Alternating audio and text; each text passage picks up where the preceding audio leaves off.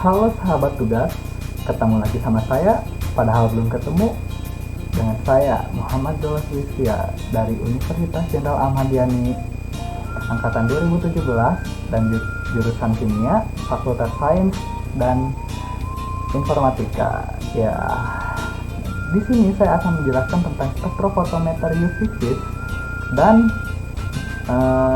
hasil spektrum yang didapatkan dari jurnal yang saya dapatkan tentang elusidasi struktur metabolit sekunder dari terpen. Nah, ayo kita hantam saja langsung ke PPT-nya. Nah, spektrofotometer UV.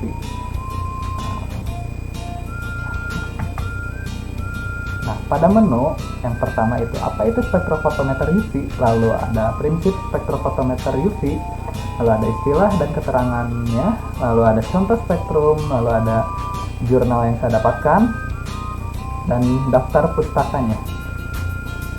Oke, langsung saja, apa itu spektrofotometer UV? Nah, spektrofotometer UV merupakan gabungan antara spektrofotometri UV dan visible menggunakan dua buah sumber cahaya yang berbeda, sumber cahaya UV dan sumber cahaya visible.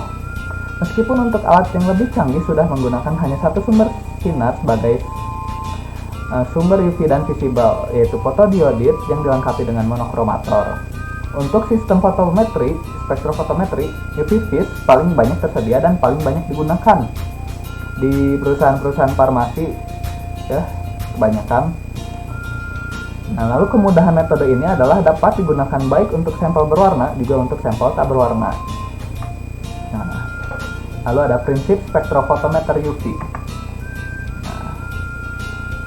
Nah, prinsip dasar spektroskopi UV vis adalah terjadinya transisi elektronik yang disebabkan penyerapan sinar UV vis yang mampu mengeksitasi elektron ke orbital kosong atau ke tingkat energi yang lebih tinggi.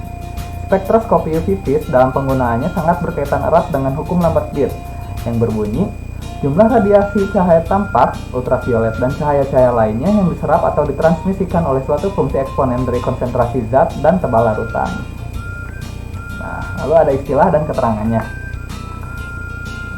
Nah, di sini ada gambar prinsip dari alatnya ya. Yang pertama itu lampu yang merupakan sumber radiasi UV. Nah, lalu ditembakkan ke lensa ya. Nah, lensa ini untuk menyerap cahaya dan memfokuskan cahaya. Nah, lalu dilanjutkan ke monokromator. Nah, untuk memecah radiasi polikromatis dengan pita energi yang lebar yang dihasilkan sumber radiasi menjadi radiasi dengan pita energi yang lebih sempit atau menjadi radiasi monokromatis. Nah, lalu ada kuvet. Nah, kuvet yang beri sampel ya, ditembakkan ke kuvet, beri sampel sinar. Lalu ada detektor. Nah, detektor itu fungsinya mengabsorpsi foton yang menumbuknya dan mengubahnya menjadi kuantitas yang dapat diukur seperti arus listrik atau perubahan suhu. Nah, lalu yang terakhir ada amplifier ya, sebagai pembaca energi foton yang diubah ke sinyal listrik dan ditampilkan ke alat. Oke, lanjut pada istilah selanjutnya, yaitu ada kromofor, merupakan gugus tak jenuh yang bertanggung jawab terhadap terjadinya absorpsi elektronik. Nah, lalu ada pergeseran batokromik, merupakan pergeseran absorban ke daerah panjang gelombang yang lebih panjang karena adanya substitusi atau efek pelarut. Lalu ada efek hiperkromik, merupakan peningkatan intensitas absorban. Lalu ada kebalikannya, yaitu efek hipokromik, merupakan penurunan intensitas absorban. Lalu ada auxokrom, merupakan gugus jenuh dengan adanya elektron bebas, yang tidak terikat, di mana jika gugus ini bergabung dengan kromofor akan mempengaruhi panjang gelombang dan intensitas absorban. Nah, yang terakhir ada pergeseran hipsokromik, merupakan pergeseran absorban ke daerah panjang gelombang yang lebih pendek karena adanya substitusi atau efek pelarut. Nah, istilah dan keterangan sudah, lalu ada contoh dari spektrum. Nah, contoh ini saya ambil dari jurnal yang saya dapatkan ya. Nah, ini ada.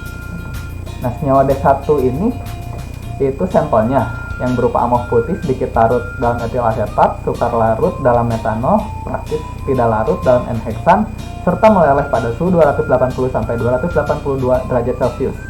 Nah, pemeriksaan terhadap sampel ini menggunakan reaksi Lieberman Bold Chart menunjukkan warna orange coklat. Hasil pengukuran spektrum ultraviolet senyawa D1 dengan menggunakan etil asetat memberikan serapan 0,134 pada panjang gelombang 289,5 nanometer dan 0,132 pada panjang gelombang 319,5 nanometer. Nah, ini pada gambar 4 ya.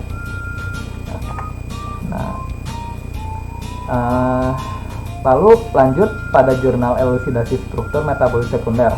Nah, ini saya akan langsung tampilkan saja jurnalnya. Nah, ini spektrum yang saya tadi dapatkan ya, yang ditampilkan pada PPT, dan ini merupakan infonya. Nah, lalu kita langsung saja pada kesimpulan. Nah, pada kesimpulan kali ini,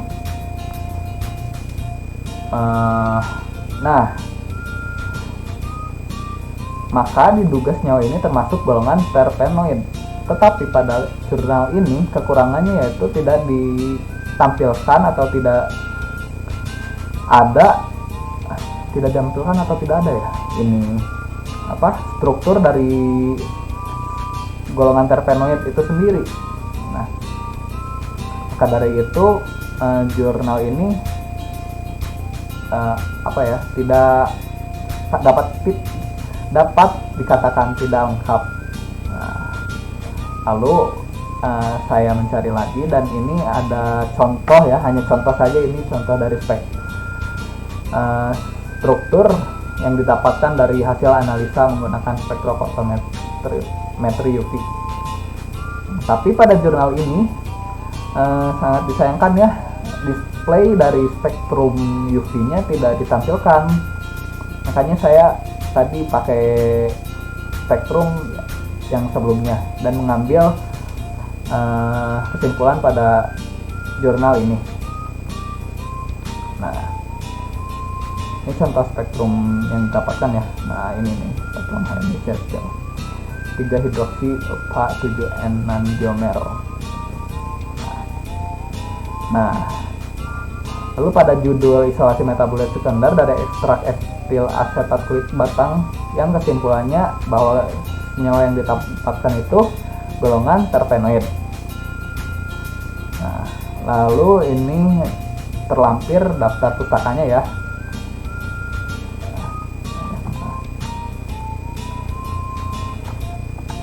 Mungkin cukup segitu saja presentasi dari saya. Semoga bermanfaat ilmunya, dan jangan lupa sholat 5 waktu. Wassalamualaikum warahmatullahi wabarakatuh.